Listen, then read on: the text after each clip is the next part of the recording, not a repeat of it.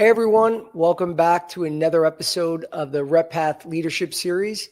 Today we have a special guest and we're going in a slightly different route today from typically going with medical sales leadership from different VPs and managers out there, which we would typically do on our Wednesday call. We have a special guest who is a licensed mental health counselor. So full disclaimer, she's my sister-in-law. So if there's any animosity on the call, you guys know why. But before I introduce her, just want to give some quick housekeeping. As always, guys, we are live today on Instagram, LinkedIn, YouTube, and Facebook. We're on every possible podcast platform out there. And if anybody wants the recording to this episode and any other episodes, please make sure you're subscribing to my YouTube channel, which is Unfiltered Medical Sales Coaching. You can see James put it up on the screen for you guys to click and subscribe. It's free, so please make sure you do that. And other than that, we're just going to dive right in. And I wanted to welcome Alana Carvalho to the show today. Today, we're going to be talking about shedding the past, that past luggage you have from previous jobs and being able to shed that to be successful in your role, in your current role. So Alana, welcome to the show. Thank you for having me, Joe. As he mentioned, I'm a licensed mental health counselor. I specialize in working on relationships, as well as codependency, perfectionism. As a result of perfectionism, I work a lot with workaholics and things of that sort. So I'm excited to be talking about this topic today. Awesome. I appreciate it. Really do. Thank you for joining us today because this is a different take. And even though it's a different take and we're not focusing directly on medical sales today, I think it's very important because all of us has been in this situation. Let's be real. We all didn't leave every job in the greatest situation known to man where everything was so perfect. I mean, odds are if it was so perfect, we would still be there. Mm-hmm. So we're going to focus this talk, obviously, on, shedding that negative energy and negative experiences so you don't take it into this current role and have it affect you. Sure. So just to dive right in, Alana, what's your opinion? Can you explain why shedding the past is such an important step for your new sales role? For sure. A friend once said to me, people don't leave their jobs, they leave their bosses. And I think that's a really important point because a lot of times we leave jobs because of, relational discord that's happening in the workplace, not feeling appreciated or not feeling recognized for what we're doing. And I think a lot of times that negativity can really kind of come with us into the next place that we go, where we go in and we kind of feel a little bit like, scared. Is this person going to treat me the way I was treated in the past, right? Am I going to have a similar experience that I've had before? And then, unfortunately, what tends to happen as a result of that is that we tend to play into that in interesting ways, right? It's kind of like the self-fulfilling thing where, perhaps we had a difficult time with a boss. And so then we maintain a little bit more distance from our new boss. And what ends up happening is that we then maybe don't create the relationship with them that actually would benefit us from creating, right? We do these things without even realizing it. Sure. And would this be considered a form of PTSD? Well, I think on like a low scale, yeah. Our experiences do stick with us and we do fear recreating them. And as humans, we are likely to recreate these experiences. So we have to really be mindful, even if, it wasn't our fault what happened, how we were treated, about how we might play into a similar dynamic in the future, right? As a boss, and as someone who's had many bosses, I know what that feels like to, be in a situation where you have your old stuff with you and you're a little ooh, is this going to happen again here? What is this person like? And we're trying to kind of feel it out. And I know on the boss end of it, I can feel often from my employees when somebody is really hesitant to start a relationship. I can feel that, something is coming up there. that most often is from like a past negative experience that they don't want to happen again. But it's tough as the boss because, of course, no one wants to feel like they're being put into kind of like a role that perhaps they didn't, create for that person. They want to make sure that they're forming a healthy relationship with that person. And it can be difficult to do that when there's baggage involved, right? Well, is there anything that you do as a boss that I guess let me back up. Are there any signs that like you start to recognize that person, I guess, closed off a little bit? And is there anything that you do as a boss proactively to make them feel comfortable? With my staff, I really try to encourage them, reach out as much as possible, ask as many questions, tell me if you're having difficulty with any feedback. Like the more I get, the better, because then I can understand what's transpiring. I'm in the mental health field though, so we're used to kind of talking about that stuff, right? In the medical sales field, I imagine that's not something that perhaps is as encouraged, but it is something to think about of like, what does my boss want from me? Like, do they want me to be reaching out and asking a lot of questions? Or are they someone who prefers to have their staff like learn in different ways from peers, from, the handbook, from whatever the thing is, right? So I would encourage people who are going into a new position to try to understand what your boss's style is, because I think that will help you understand how to navigate that relationship without making assumptions from previous relationships, right? Because if we don't have information as humans, we tend to create stories, right? Like we create a story about what something means.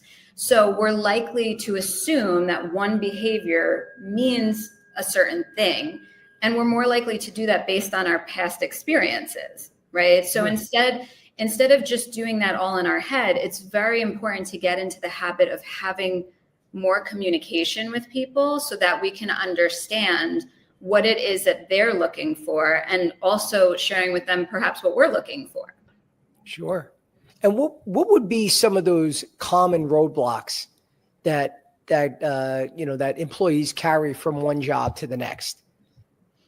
Well, I've had people say things like, if I reach out to them and I say, hey, I haven't heard from you, like, what's going on? They'll say something like, oh, I didn't even know you wanted to hear from me. Like I think when they've had an experience with, an employer where they feel like they shouldn't speak up, or their employer isn't encouraging feedback or, questioning or all of that stuff, they just tend to assume that that's what they need to do. They kind of like need to do it all themselves, right? And I don't think that that's a great way to go about it, because we don't tend to end up doing the job properly that way, So what I find is that people then start to make mistakes, right? And so then I'm kind of like, whoa, why is so-and-so making mistakes? And often I find out it's because they're too scared to ask a question. They're too like concerned about like looking stupid, or, not feeling confident enough, or whatever the issue might be. And I always encourage people to try to push past that, to figure out what are the norms within that particular company. Of course, there are companies that they don't want you asking the questions, but then you got to figure out, maybe there's a peer that you connect with, or there has to be some way that you can find the information that you need and a way to acclimate properly to the company. And would you appreciate it? And I know you can't speak for every manager out there, but if an employee came up to you right when they're hired, and it's part of their onboarding or whatever the initial stage, to sit down and have that conversation and say, I'm the employee, and saying, hey, Alana, in my previous role, I had some challenges with this, with management, like I want to lay out some of the expectations, or be more open at the beginning, and be open about some of those previous, you got the job now. Right. So it's not like you have to pretend you're this perfect person in the interview process. Right. They obviously like you enough to give you the job. Right. Like to be more upfront at the beginning, so that you can make the manager aware of some of the things that honestly he or she might not know about, that they might do some of those things that it didn't work well in the past for you. Or is it kind of let's see what happens first, kind of sit back and see if there's challenges as opposed to addressing it at the beginning? I think that it's always best to have more communication. I agree with you that once you have the job, like you're in, right? So like, let's try to make this the best relationship possible. And then you see how the person reacts. Like I wouldn't necessarily go in and throw out all the dirty laundry, but I think I would test the waters, right? And say, I'm wondering, what your style is with this, or how you prefer this to look. Like if I have a question, do you want me to ask you first, or would you prefer that I came up with some solution and then came to you with that, right? Like, asking those questions to get some feedback is so important, right? Because some bosses are going to say things like, of course, I want you to ask me right away. And other bosses are going to say things like, I really prefer that you figure that out independently, and then you come to me if there's a problem or something, right? So everybody's so different, and we need to understand each other's styles and what people are bringing to the plate. Right. And what would be some of those signs that you can tell? I know you touched on this a little bit before, that someone is holding on to some old workplace baggage. So most often I find when I don't hear from them that there's something going on where they're kind of like hiding and feeling like they need to do everything themselves, by themselves, so that's when I usually find like, okay, something is, they have the impression from somewhere that they're not supposed to reach out. They're, and part of it can be a personality thing too. Some of us are more quiet or withdrawn, and we're not, we don't know how to assert ourselves, and that's okay, right? But a lot of times it's from previous experiences where perhaps we've been given, really negative feedback about, the way that we're doing something, and then we take that in so much that we have a hard time moving past that somewhere else that might be such a different experience. Right. And I mean, that makes sense how you're dealing with that with your manager. Mm-hmm. How do you think that affects their performance in the relationship, say with clients? It can't not have an impact, because when we're feeling like we can't go to our bosses for support, and ask questions and get what we need, inevitably we're going to kind of hold a lot of stuff in, and then we're not going to be able to perform at our best. We're just not, right? We do better as humans when we have support around us, when we feel good about our relationships. Like that is a huge motivator, and it helps us feel more confident, right? And those are two things that we want to feel when we're going into working with clients, right? Right. Absolutely.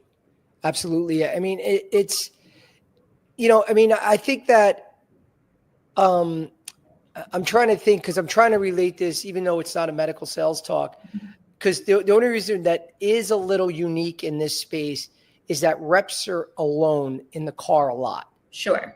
Right. So it's not like, when you're in the office space, you're walking by people. I mean, if something is wrong with me and you're working with me side by side for 8-10 hours a day, you're going to be like, Joe, what's up? Right. Something's up with you. Mm-hmm. I guess, one of the things you noticed, because I'm thinking for myself as a sales leader, how would I notice this if someone's in the car all day long and I'm not with them? Mm-hmm. So is there anything, I know it's, you mentioned them not being, being quiet or not being in touch with you. How would I navigate that? Because I know it's a little bit more challenging if they're in the car all day long and I'm not with them and not in front of them. I'm sorry. You know a little bit about my brief stint with marketing in the medical sales world. Yeah. So I have some experience around this. I know what it's like. I would say that, as a rep and being alone all day, people don't know what you're doing, right? So you want to really show in some capacity what your value is to this company by showing the amount of work you're doing in some capacity, right? So I know when I had my stint in medical marketing, I used to keep really detailed notes for my employer so they knew what was happening. It's very similar in my field as well, in the mental health field, where it's we can see based on what's kind of transpiring in sessions and things like that, what's going on in the work, right? And you want to, I believe that you want to be showing people like you're doing the work, right? So however that looks, whether there's some way of like, giving updates or checking in or whatever is the system of that place, I would use that to show that you're putting a lot of effort into what you're doing. Because if not, remember, people make assumptions when they don't know. Right. So if you're by yourself all day and they don't know what you're doing, and, there's only a few ways to figure that out. One, of course, is like the results of what you're bringing to the table. But there's other ways to do that as well. Right. Yeah. Well, that really hit close to home, because a lot of sales reps, they're terrible at keeping call notes. They're terrible. I mean, to be fair, I was terrible at it too. I would be in my car, you're pulling out your laptop, you got to go to 12, 15 more offices. It's raining out, there's traffic. Right. I'm going to enter this in real quick because I got so much shit to do. I want to move on. But at the end of the day, when they're, like you said, they're going to assume the worst. If they don't hear from you, if they don't see the call notes, they don't know. I just had an amazing call with Dr. Jones. You didn't put that in there. They think you just popped in, dropped off some promotional material and left. Right. So that's something that definitely hits close to home for a lot of sales reps out there that are listening. But I guess if you've been in this experience, if you've had these negative experiences, how can you reframe that to turn these into growth opportunities? Yeah, I think you have to remember that not all managers are negative, are out to get you. Like, there are actually people that want to see you grow and thrive and are there to help you with that process. So I would just be mindful of making assumptions that, all bosses are terrible, or all bosses, just want to, get to the bottom line. Yeah, there's truth to that. But at the same time, some of our experiences can be so helpful in terms of our growth. Right. And we all need that, right? Like, some of my difficult work experiences were the best experiences for me growth wise. I learned so much about, how certain systems worked and how to navigate difficult relationships and all of these things that you don't get that opportunity if everything's just rosy and what's going on. But at the same time, it's being mindful of what's actually transpiring in front of you, sure. Versus, assuming that this is going to be just like every other position that I've had, right? It's like, how am I going to make this different? Well, it's similar. It would be similar to relationships, right? It's the same thing. You've been dating for a while. You have the past 5 people you dated. It's been a nightmare. Right. It is kind of hard to go in, especially when you see one little sign that was similar to someone in the past. You're like, oh, here we go. Right. This is another so-and-so, so would it be smart to truly go in there with a clean slate every time and just not have so many, false judgments or I'm drawing a blank on the word, but basically go in there with any negative premonitions or anything like that. Right. Yes, to some extent, but that said, I often work with people who have had difficult work experiences, right? And I think one of the things that we can do as humans is kind of write off the whole experience as bad instead of taking the parts that were actually really helpful potentially in helping us see ourselves. Like, for example, even if we had some really bad bosses, right? If we've gotten the same feedback 3 times in a row, that's still really important feedback, right? Like, if someone says, even if, like I said, you had terrible experience, but this is now the 3rd time you've heard, you tend to be really quiet in meetings. And so we feel like you don't show that you're confident or something like that, right? It's like, okay, even if that was bad, that's really important feedback, right? And I need to take that in. Sure. Like an old coworker of mine once said, if one person tells you you have a tail, you can keep walking. But if 2 people tell you have a tail, you have to turn around and look. Right. And I think that's important in terms of like, yeah, like once we start to get certain feedback from more than one person, like try to take that in and see how, not that you're creating a certain, experience, but how you're contributing to it in some way, right? Like if you're always the person who's overlooked for a promotion, what's happening there? Like, what are you giving off that perhaps is making people not feel like you're the right person for that next level, job, right? Like those are important things for you to look at despite having difficult experiences in the past. And do you think that, because I've done this myself, where I'm not achieving the goals that I want to have, I start blaming other people. I start blaming outside things. Sales reps do this all the time. It's a bad month. Oh, this happens all the time in the summer and around Christmas time. Right. Around Christmas time, you'll hear, well, a lot of the doctors are away. They're not doing as many procedures because it's the holidays. It's summertime. It's August. Everyone goes away in August. The numbers are going to dip. In reality, there's sometimes when that's true, and then when you're just making excuses. So it sounds like you're saying, you got to put ownership on yourself to fix some of these things if people continuously tell you to do that. For sure. I mean, one of the, medical sales probably is similar. We often look at client retention as a way to show how effective someone is being in the therapy space, right? So, for medical sales, what would that be? Like how many, sales you're making or something of that sort?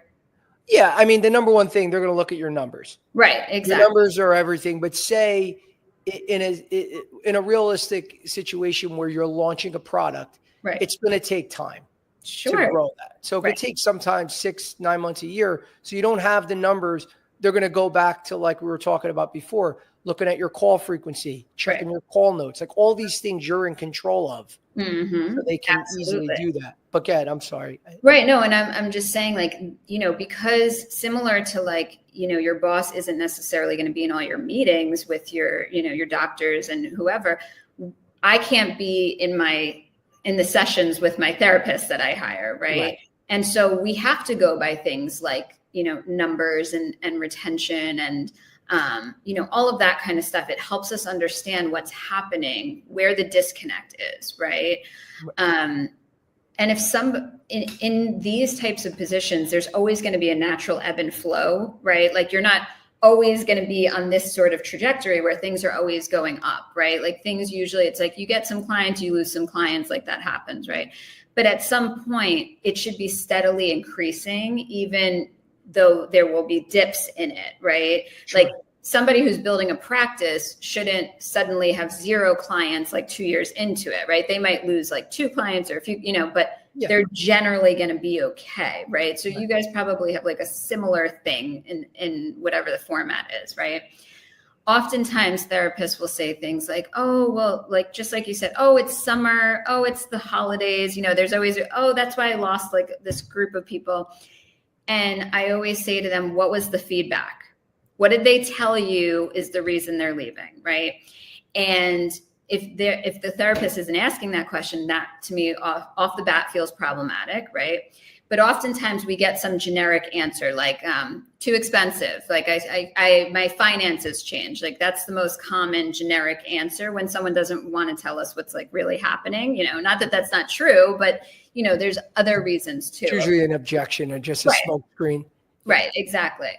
And when I hear that a therapist isn't taking in the feedback, that feels like a red flag to me, right? Of like, you can't just always make an excuse of why things aren't working out, right? There has to be like real self-reflection and looking at like, how am I contributing to this dynamic not being the one that is lasting for this person, right? Sure. And it's not to say like, my statement before, it's like, it's not any one piece. It's when you get the 2, the 3, the 4, like it's the groupings of the feedback that you want to really take in and go, that's why, right? So I don't know exactly how to translate that in your guys field, but I would still say like the more feedback that you can get anywhere in life, the better, because then you know what you need to work on, right? Like don't shy away from that type of feedback. And that's a great point, because what about if new reps start at a new company? Because I know a lot of reps it's always hard for them to ask the doctor after a couple months, how am I doing? Right. Just forget about the product today, doc. Mm-hmm. How am I doing? Am I providing the service? Yes. And even have create an evaluation sheet that they could create themselves. This is something I'm doing, Bob, the manager. I just want my doctors to fill out an evaluation because it helps me get better. Mm-hmm. How do you think that would work? Because it's also something else that they can prove to give to their boss besides just the call notes. I absolutely love that. I love getting feedback in that way, because again, like most often someone is going to say something that surprises you that you didn't realize. Okay. Right. Because we have a hard time seeing ourselves. Right. So someone's going to say something and you're going to go, really? Like, that's what I do. And that tells you like you're on the right track, because you just found out something about yourself that you didn't know that's impacting your relationships. Right. Sure. So if you get feedback from a doctor and they say, I really don't like how John doesn't pay attention to like my schedule or something. And you thought you were being so thoughtful to the schedule, right? So you're like, oh my God, there's some disconnect that's happening here where he's feeling this way and I'm feeling this way about it. So we're not aligned. What am I doing to contribute to that? Yeah. Right? Like that is great feedback. Yeah. And what is, so what would be some tools or strategies or techniques or other things that they can do, again, when they're coming in with that baggage, to make sure it doesn't happen again, or to work on that so they don't just let it build up again? I think it's exactly what you kind of just said, which is like asking the right questions, right? Like if you're concerned about a specific thing, ask the question about it, right? We have to be so mindful about shying away from what we actually want to know and talk about, right? Like we tend to do like the opposite, where we're like, oh, I'm worried about this, so I'm going to not say anything about it. It's like, no, it should be the opposite. If I'm worried about it, like, let's talk about it. Yeah, right? Like that's what we need to do. We need to be like, hey, I've been told in the past that sometimes, I can be way too straightforward about this. Like, how are you feeling about how I'm talking about this? Do you have questions? That type of thing, just to like soften it and bring awareness to it. Right. Sure. I mean, and I think most people, because one of the things that I shied away from, and I still don't like, I'm not like loving when I see myself on camera, but that was one of the big things. And when you record yourself, especially, you can't go into a doctor's office and sit there with your phone and hold it up and, do a selfie with the doctor and record the conversation. But even when you get that feedback, to do like, say, a role play with your boss and record it. Yes. And to see yourself. Right. And you're like, wow, I can't believe I say that so often. Or my hand gestures, I'm constantly doing this, or I'm looking up or making weird gestures. I could see that being something. I'm just thinking out loud here on what reps could do that forces them to don't shy away from the negative. Don't shy away from really the truth. Right. Confront it. You don't like when people say things sometimes. That's life. But if you don't fix it, it's never going to work out. Yeah, for sure. When I used to run a substance abuse treatment facility. And when I was there, I moved from being a counselor to being a manager. And I had never been a manager before, right? So one of the things that they did, this was at the YMCA, and they had a good way of like helping people learn how to become managers. One of the things that I had to do was I had to give a survey to every single person in my office about how I was doing. Now I had just taken on the job. So I was like, oh my God, this is so like vulnerable. I'm asking everyone to give me feedback on something that I actually don't know how to do well. Right. So I knew it was going to be bad. Right. And it was like the best feedback, so difficult, so hard to receive, but the best because I knew what I needed to work on, right? Like we don't like to know what we need to work on. That's a problem, right? Like we want to shy away from getting difficult feedback because it's uncomfortable. And it's like, well, guys, listen, if you want to grow, you're going to have to be uncomfortable, right? Like that is the reality. So I would rather that you felt uncomfortable, got really good feedback, and then learned how to change and like do your job better, then you sat in a comfortable place and never grew, right? Like if that's what you want, that's fine. You will not be able to, in my opinion, grow to where you probably want to be at in, your future, right? Like now I run another practice and it's like, if I didn't have that previous feedback, I don't know how I would be doing this, right? I would have so many blind spots, so many things that I didn't know about myself because I can't know those things, right? Well, I love what you said about being uncomfortable. Essentially, it's being comfortable getting uncomfortable. Mm-hmm. And I'm a dork when it comes to like National Geographic shows. They had the show on a lobster. I don't know if you ever seen this on how a lobster grows. No. This is pretty dorky, and James is going to make fun of me during the show or after the show. He's definitely laughing right now. I'm actually very fascinated by that stuff, so no, I'm not going to make fun of you. Okay. So what a lobster does, it keeps growing out of that shell that it's currently in until it's uncomfortable and it's too big for the shell. It then sheds that shell because it's uncomfortable. It doesn't fit. And then grows, it hides and then grows a bigger shell. Mm-hmm. And then it keeps growing. It gets uncomfortable, sheds that shell, and then hides, grows a bigger shell. That's why older lobsters, you see them, they're bigger and bigger and bigger. There's not like a 6-month lobster that's 10 pounds. Right. So it's the same thing is the only way to grow is to be uncomfortable, just like a lobster does. Right. Absolutely. That's a great analogy. I love that. Yeah, that's it, guys. Like you have to, if you want to grow, you got to get uncomfortable. You got to get feedback. You need to know yourself better. Don't assume because you tend to be, perhaps a more self-aware person that you just know what your shortcomings are. People don't. You really need the feedback. Right. And again, I'm not going to give any more dorky National Geographic references, but we're getting at about the halfway point. I want to pause and turn it over to James and the audience and see if there's any questions for us, James. Yeah, there's a few questions we got for you. Beautiful. Let's see what we got.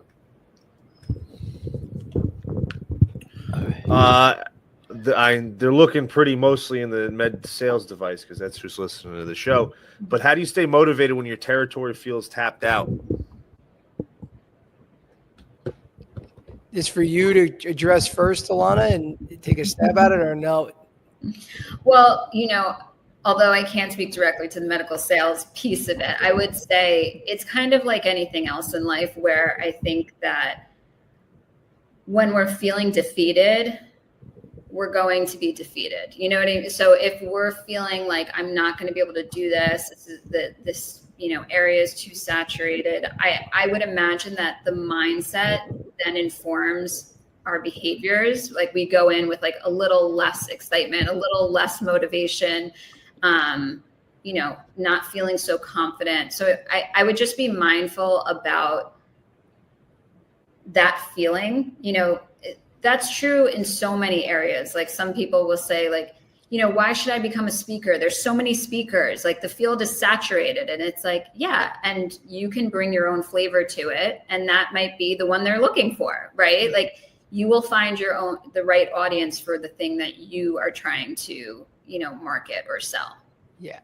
And just to add on to that, I challenge anyone. I've never seen a territory that had 100% market share. So you might feel that it's tapped out, but trust me, there's always areas to grow. You might have a doctor that he uses, every rep says this, he's using me all the time, Is he really? You know, you might use you 80% of the time, and it feels like he's using you all the time, but you still have that extra 20% where you can grow. So no one should feel that they have a territory that's tapped out, because I've never met a rep that has 100% market share. It's impossible. So my advice would be just keep searching for more business out there, because it's not as tapped out as your mind is telling you that it's tapped out.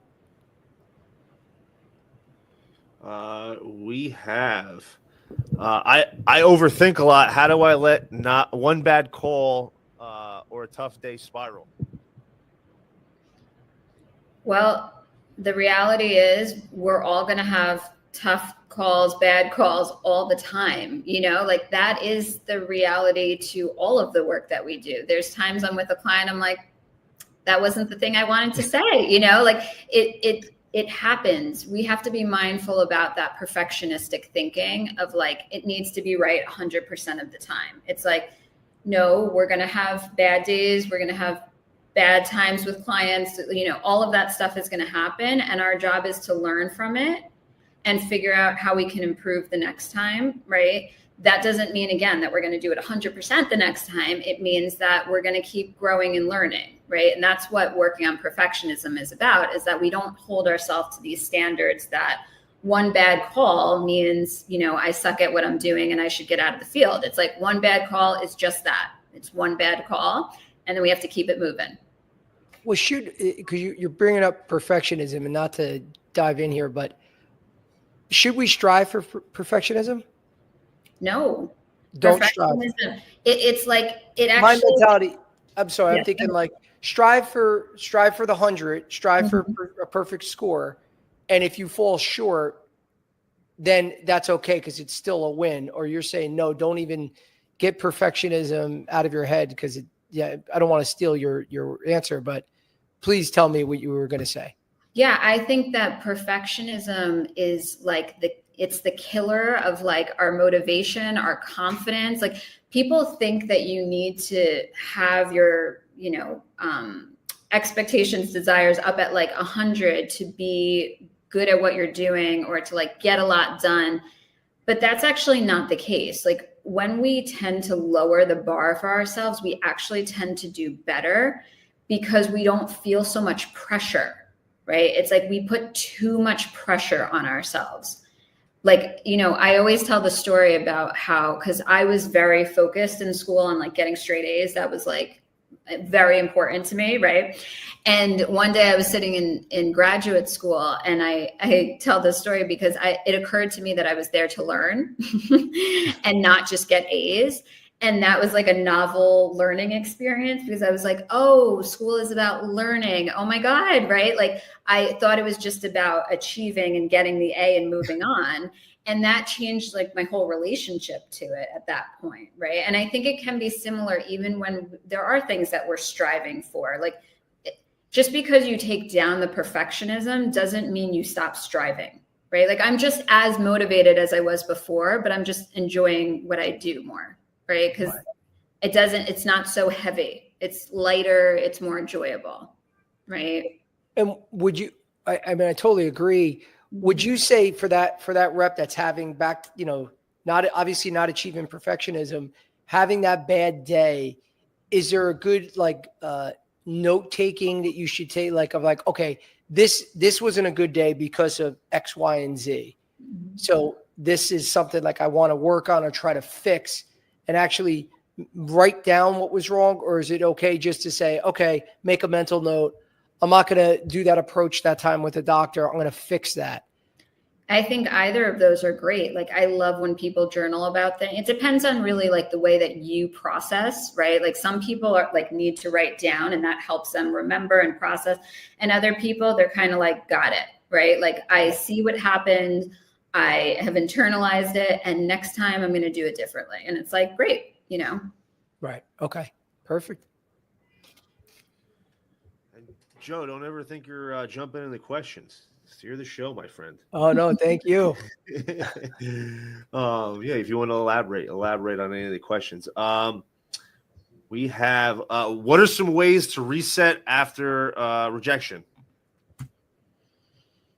Whew, this is a tough one. I mean, this comes up, like Joe, you mentioned dating all the time, right? And I work with a lot of clients that are in the dating world, and they feel the rejection, and then it feels like, oh God, I don't want to get back out there again. Right. And that's similar to applying for jobs, right? Or not landing, the deal that you thought you were going to land, or whatever it might be, right? I think we have to be aware that in life, we tend to have more no's than we do yeses, right? So if we focus on all of the no's, we are going to get really caught up in how bad that feels and how negative it is. But we have to get through all the no's to get to the yeses, right? Like the yeses usually are smaller and less frequent. And so we have to build tolerance, unfortunately, to those difficult experiences where it's not the right fit for whatever reason. And, I'm a spiritual person, so I like to trust in the experiences that do work out and the experiences that don't work out, right? That the experiences that aren't meant for us are not going to work out. That to me is like a truth of the universe, and the experiences that are going to work out will, because they're meant for us. Right. When I remind myself about that and I'm in trust with all of that, it doesn't feel so personal.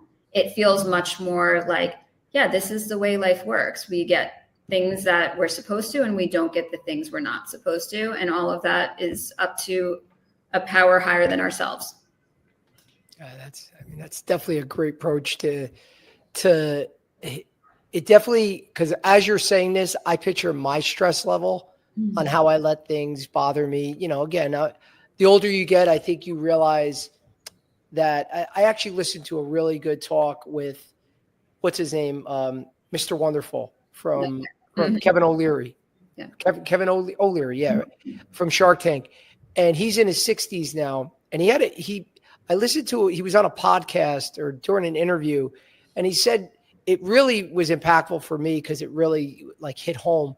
He has about 60, 70 companies that he's an part owner of. Mm-hmm. He goes, when I was younger, I didn't realize how important it was just to wait, right? He goes, you start out with something bad that happens in your day and you let it just consume you and you ruin your day. He goes, now the older I've gotten, he goes, I'll get a call from one of my companies early in the morning that it's a complete shit show, that something catastrophically happened. And he goes, now, normally I would freak out and let it ruin my day. He goes, but you realize that good things, you keep doing the right thing in life, that good thing is going to come.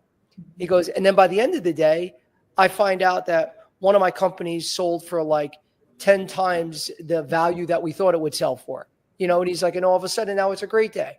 He goes, but I don't let it consume me like I used to with that first piece of negativity or bad news, because I know that good is coming. Right. And I just thought that was something that was, very interesting and powerful, just to not get negative and realize that just the way life works, you keep doing the right thing. Good things are around the corner. Right. Absolutely. I would agree with that wholeheartedly. Yeah. We have, I got fired at my last job. How do I deal with imposter syndrome when I start my next one? Well, that's a good one. I think most people have imposter syndrome. I'll just tell you that. It's kind of I think it's a world of fake it till you make it in many ways. Is that bad though? Well, I think it's realistic that sometimes we really struggle with feeling good about our strengths. And I think that's okay as long as we're working on it, right? Many of the therapists that I work with, they're beginner therapists. And so they have, the imposter syndrome of who am I to be doing this, right? Despite the fact that they've gone through the education and, they've done their hours of learning and, all the stuff.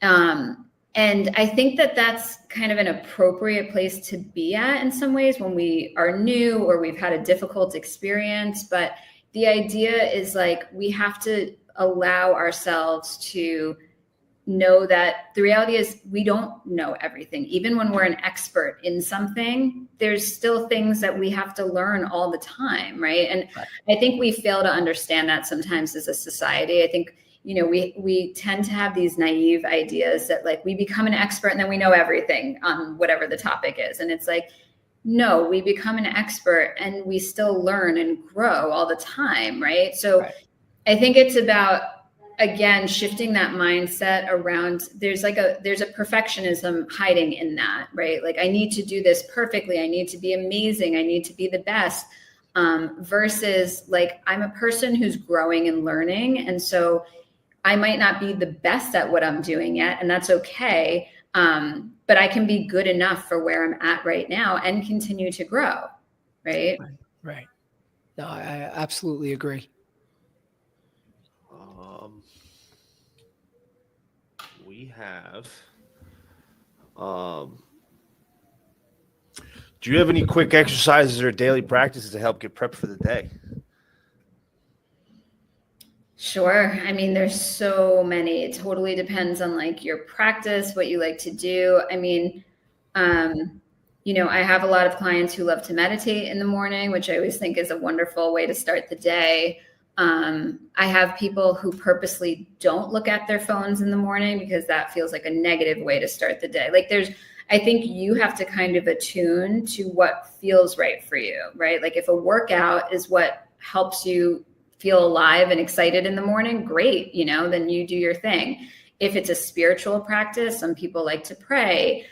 Some people like to, pick cards. I have cards that are one of the practices that I do.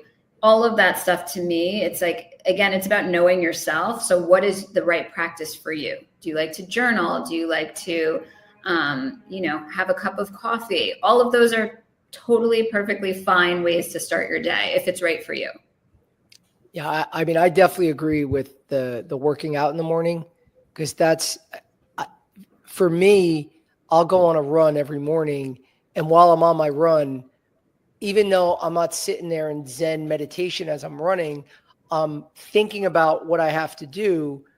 And it kind of relaxes me, because I feel like I'm still getting that workout done where I feel great when I'm done, but I'm organizing a lot of my thoughts for the day, where I kind of feel like I'm killing two birds with one stone, as opposed to sitting down at the desk and say, okay, what do I have to do today? But then the way I am, I'd say, yeah, but I still got to run. I still got to get that run in. So it's a way where I could do both. And then when I'm done with that run, I feel so much more prepared and ahead of everything, because I know where I'm going now.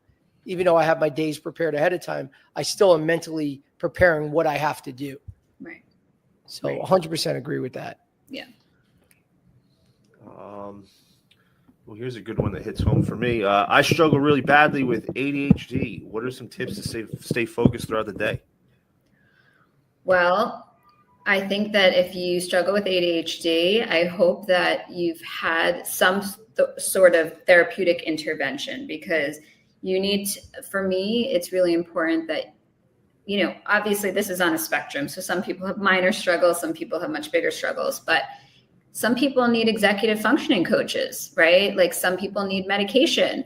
I think we need to be mindful that if there's something that we're really struggling with, not to feel like we need to do it all by ourselves, and to instead allow in some levels of support that help us feel much better about our ability to manage it, right? Because when you have something like ADHD, it's not as simple as like, okay, today I'm going to focus, right? Or like, you can't just like will yourself around some of these things. You need to know that different types of support are really necessary. Some people need to have things like really written out for themselves.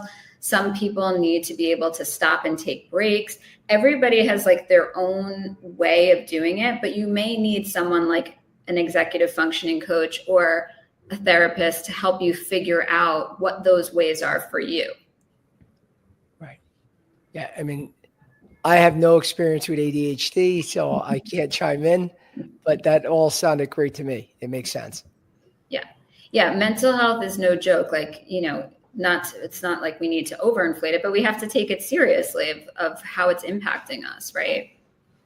Well, I think a lot of people that don't deal in that space a lot, you'll say, oh, that guy's annoying. He's hyper. Mm-hmm. He's too much for me. I mean, I know as a kid, that's how I was with kids that I knew later on.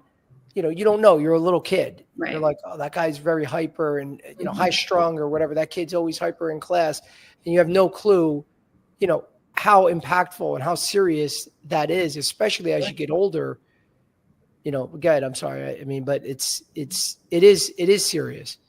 Well, yeah, I mean, like I said, it's a spectrum, right? So if you have minor, difficulties paying attention or things like that, you probably have figured out some, coping mechanisms to help you like stay on track. But when it gets more significant, like we have to be willing to let others give us some feedback on that. Like sometimes we really do need medication. We don't realize it. I mean, I've had people who start taking medication for ADHD who like feel like their whole life has changed because they can finally like complete tasks that they could never do before, right? And other people, it just requires that they just need like a lot of support around it. And it's not medication that, is necessary. But again, that's where like getting some sort of assistance in to help you, to me is priceless. Yeah, 100%. We have, here we go. My last boss really tore me down. How do I rebuild my confidence? Yeah, that's a tough one. I mean, if you've been in like a toxic relationship with a boss, I would, this sounds similar to my last answer, but it's true. You probably could benefit from doing some therapeutic work around it because those, those scars, those wounds from a difficult relationship of that kind, especially when it's an authority figure who's, tearing us down in some way, usually we need some sort of like real processing on it. And that's where therapy comes into play, where you can, move through the pain that it's brought up for you, the, difficulty, confusion around how you see yourself and all of that stuff. I would suggest getting support around it. Yeah. I mean, for me, only because there was one boss that to this day, I still remember a lot of the mental torture this individual put me through. And I never had a point where I wanted to quit because of a boss. Like there's times you disagree. Oh, I can't stand what he's doing. Or he's being, this or that. And you get pissed for a week or two. But most of them I've always respected. This one was true, like gaslighting. Mm-hmm. And it messed me up because you start saying, well, my numbers are showing something very positive, but I'm getting negative feedback every time I'm with this person. And my only advice would help me is realizing it is just one person. Like you said before, one person tells you have a tail, not a big deal. Two people tell you, okay, now you should look around and see if you have a tail. Mm-hmm.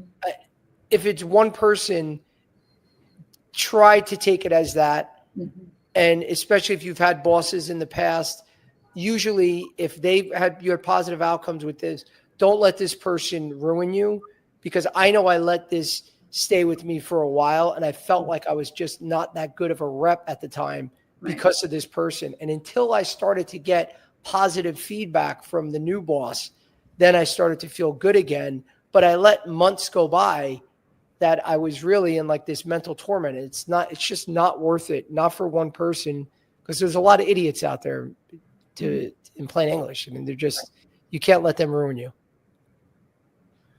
Absolutely. From a manager's perspective, what are some subtle signs that someone's past is holding them back? I think that, I mentioned before, when someone's new to a job, it's natural, of course, that there's going to be like a transition period. And, I often say when therapists are coming on that are interviewing, they'll ask me like, what makes a successful therapist, And there's a couple of things to that, but one of which is relatable, I think, to the medical sales field is having like just enough confidence. Like if you don't have enough confidence, it's going to be seen and it's going to impact the way that people trust you in what you're sharing, what you're trying to sell to them, what in the therapy space, it would be like your relationship with them, right? There's this happy medium where you're open to growing, right? You're not like overconfident, but you're not so lacking confidence that people don't feel good about what, you're sharing with them, right? And so back to the kind of like, fake it till you make it, like you have to bring in some of that, whether it's just confidence about like who you are as a person, or perhaps like the way that you can connect with people, or what you have to find something that you feel good about yourself with. Because if not, it's really telling. And then I think that holds you back so much when you're not feeling good enough about yourself, right? And these are things that can be worked on, but you got to bring something to the table in that way. Yeah. I think for me, all my moments of feeling were more feeling, not feeling confident was because of not being prepared in a lot of the situations. And I know it's a little different from, being torn down by a previous boss, but what helped me overcome those moments was whenever I felt like that during a presentation and I'm like, damn, after I know I didn't feel sharp. I wasn't ready for all these questions. And when I really prepared and went in there, I had that confidence that I know I felt like it exuded from my body, that people knew that it was just because I put the time in and I prepared as much as possible. You're never going to be perfect, but that always helped me get over that insecurity. Whatever would happen, I would make sure address all the things that went wrong, but really prepare the next time so you're ready for anything. Absolutely. That's so important. Yeah.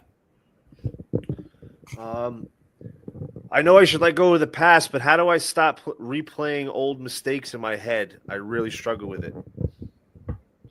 Well, if you're constantly beating yourself up about old mistakes, you probably have some perfectionism issues, right? Because everybody makes mistakes. We all make mistakes in life. Like that is the way that we grow and learn. If you're not making mistakes, you're not human, So that to me is there's some underlying belief that person probably is carrying that is connected with unrealistic expectations about themselves, right? Rather than saying like, yeah, of course I made mistakes. Like, I'm like a growing person. Like I was young, or, I'm still learning about this, or whatever it may be. And that goes on forever. That's not just when you're in your 20s. That's like, this is lifelong stuff that we're talking about, right? So if you're not making mistakes, I think something is wrong. I think the only problem is if you're not learning from the mistakes. That's the only time I would be concerned, not if you're actually just making the mistakes. Hopefully, like you get something from them and then you're able to do it differently. Maybe not the next time, but maybe a couple times after that. But I would just tell that person to be really mindful about their expectations of themselves. It sounds like there's a lack of compassion and understanding of their own humanity, which is really, is a really tough place for us to put ourselves in. Yeah, absolutely. I got one more for you. I had a potential client ghost me and really late in the sales process, and it was really frustrating. Do you have any suggestions on how to deal with something like that? Well, I think similar to what Joe said before, it's about not personalizing things. Like we don't know why someone ghosts us. That happens all the time. I mean, it happens in therapy too. Someone just stops showing up, stops responding to emails. It's like, be mindful about assuming that everything is about us rather than that it's some reflection of them. And again, like if it's happening repeatedly, yeah, we want to look at that. Like, why might that be happening? But I would be mindful about taking any one experience too seriously. And instead knowing that like things happen all the time. Maybe the person, got scared or, whatever. And maybe they're a poor communicator. So instead of addressing the issue, they decided to just try to avoid it. Right. That happens all the time. Yeah. And for any sales reps out there, I mean, that's the name of the game in medical sales. I mean, if we had got a response from every doctor we ever called on, I mean, it would be an easy job. You're going to get ghosted all the time. It's not letting it affect you. You move on and keep contacting the people that want to work with you, the people that want to give you the business and give you the time, because there's plenty of them out there. Just don't keep chasing after someone to say, my goal is that I want to get them to respond. At the end of the day, you could be passing up so much other business out there with people that are not going to ghost you and want to work with you. So, but there was no other questions, right, James? Nope, we got nothing else. Awesome, man. Awesome. Well, Alana, I want to thank you again. This was an absolute pleasure. If, feel free to please let anyone know, because a lot of times what happens is people will contact me after the show and say, I wanted to ask this question, or how do I reach out to your guests? So if you can please share some of the information about your practice, your background, whatever you'd like to share, just so if anyone wants to contact you, they can. Sure. You can find me on Instagram at The Codependent Perfectionist. That's also my website, which is thecodependentperfectionist.com. And I co-own a group therapy practice in Manhattan called Intuitive Healing Psychotherapy Practice, where we work on everything that we talked about today and so much more. So happy to have you guys reach out for any support that you're looking for. Awesome. And guys, again, if any of you want to get a copy of this, want to see the recording, Unfiltered Medical Sales Coaching on Facebook, on YouTube. And also, please, if you're looking to break into the medical sales industry, join the RepPath Academy. You can click on the link below and set up a call with me to learn more about that. We're very excited about that. And it's an outstanding resource for anyone looking to break in. For all of you lobby members, please enter the promo code Licata, Licata, when you reach out to me so you can get additional discounts. And again, Alana, thank you so much. This is a pleasure. And next week, guys, again, we're going to have a show every Monday and Wednesday at 3 p.m. So be sure to join us then. Thank you all and have a great week. Thank you.